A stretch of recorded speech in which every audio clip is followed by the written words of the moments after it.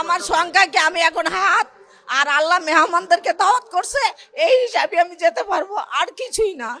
আমার কাছে 10 টাকাও এখন নাই। আমার প্রায় 10 লক্ষ টাকার উপরে, 9,80,000, 9,08,900 কত টাকা যে আমার এই ব্যাগে ছিল, এই সব সহ নিয়ে গেছে। কিন্তু আমাদের হজ যাত্রী যদি এই ব্যাগ সব কিছু নিয়ে যদি সামনে বসে থাকতে হয়, তাহলে তো আমাদের নিরাপত্তার দরকার নাই, নিজের নিরাপত্তা নিজেই দিব এখন থেকে। আমার কাপড় পরার সময় আমার কোমরের বেল্টটা খুলে রাখার পর এটার ভিতরে রিয়েল ছিল, পাসপোর্ট ছিল, সব কিছু ছিল। ওরা টাকা পয়সা 22,000 রিয়েল, 10,000 বাংলা টিয়া নিয়ে ব্যাগটা ওয়াশরুমে ফালাইয়া চলে গেছে। ব্যাগে পাসপোর্ট ছিল, ভিসা ছিল, টিকিট আছিল, রিয়েল আছিল, বাংলা টিয়া আছিল, ক্রেডিট কার্ড আছিল, ক্রেডিট সব আছে, কিন্তু টাকা আর হলো রিয়েলগুলো নেই। ওইটার রাইখা ওই বাথরুমের ওখানে ব্যাগটা ফালাই রাইখা চলে গেছে। এবং নিরাপত্তা আমি 9টা বাজে ক্লেম করছি, 10টায় ওইটার অ্যাকশন নিতে পারে না, নিরাপত্তা এতটুকু। আজকে একটি অনাকাঙ্ক্ষিত ঘটনা হয়েছে। আমরা সেই ঘটনার বিষয়টি গভীরভাবে খতিয়ে দেখছি।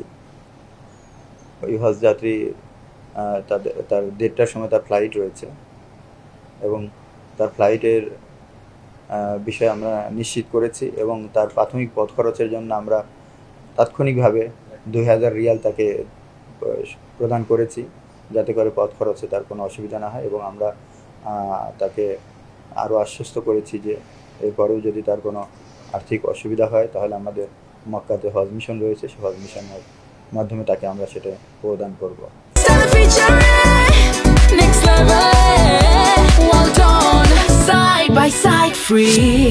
আর এই ঘটনাটা আমরা গভীরভাবে খতিয়ে দেখছি।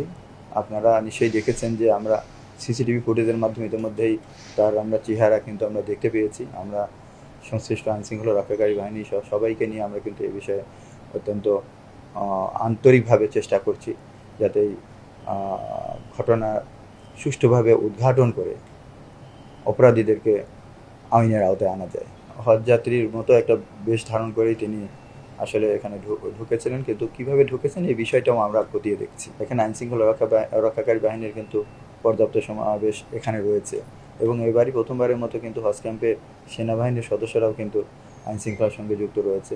এবছরের হজ ব্যবস্থাপনার ক্ষেত্রে একটি অত্যন্ত গুরুত্বপূর্ণ মাইলফলক হচ্ছে যে নিবন্ধিত সকল হজযাত্রীর ভিসা নির্ধারিত সময়ের মধ্যেই সম্পন্ন হয়ে গেছে এবং সকল হজযাত্রীর বিমান টিকিট কনফার্ম করা হয়েছে। নিবন্ধিত কোনো হজযাত্রীর ভিসা বা টিকিটের জটিলতার কোনো কারণ নাই এবং কোনো ঘটনা নাই। আমরা অত্যন্ত আশাবাদী যে এবছরে নিবন্ধিত সকল হজযাত্রী নির্ধারিত সময়ে তাদের হজের উদ্দেশ্যে গমন করতে পারবেন।